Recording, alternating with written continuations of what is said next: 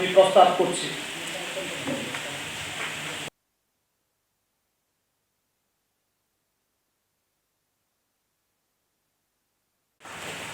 সভা মঞ্চে আসন গ্রহণ করবার জন্য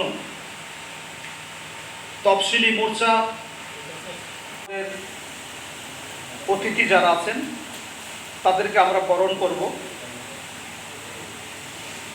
জনতা পার্টি রাজ্য কমিটির সদস্য তথা ত্রিপুরা রিয়েল এস্টেট এর চেয়ারম্যান শ্রদ্ধেয় তাপস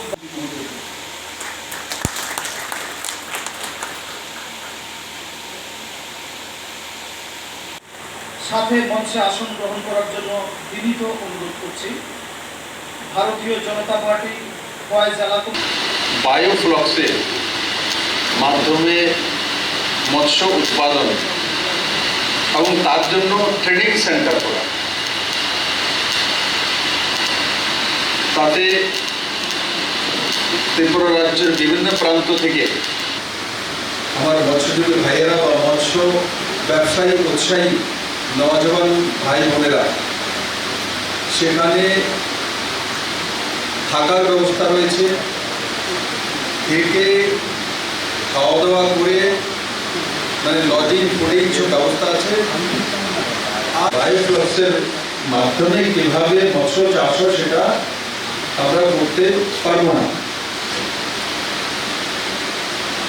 ত্রিপুরা সরকার স্কিল ডেভেলপমেন্টের মাধ্যমে 500 লোকের ট্রেনিং এর ব্যবস্থা করতে চলছে, কিছু কিছু চালু হয়ে গেছে। কিন্তু যেটা আছে আমি রেগুলার বাবুর বাড়িতে দেখে এসেছি, সেটা নিশ্চিত মৎস্যজীবী সমাজকে, তপশিলি জাতি মোর্চার সমাজকে অনেক লাভান্বিত করবে, উৎসাহিত করবে। আর বায়োফ্লক্স মানে বায়ো মানে জীবন, আর ফ্লক্স মানে গুচ্ছ, এক গুচ্ছ জীবন। ছোট্ট জায়গায়, এতটা জায়গার মধ্যে মৎস্য চাষ করা, আমরা ছোটবেলায় শুনেছি, দেখেছি,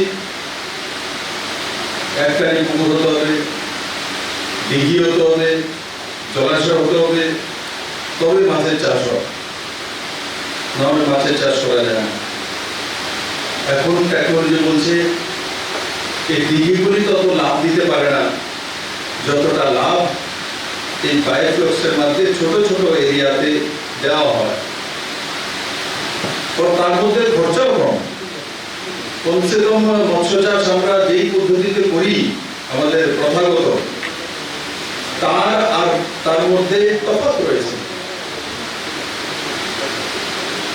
তাতে কমসে কম 25% খরচা কম হয়, আবার মাছের বৃদ্ধি 1.5 গুণা, মাছের বৃদ্ধিও বেশি, আবার খরচাও কম, দুই দিকেই লাভ।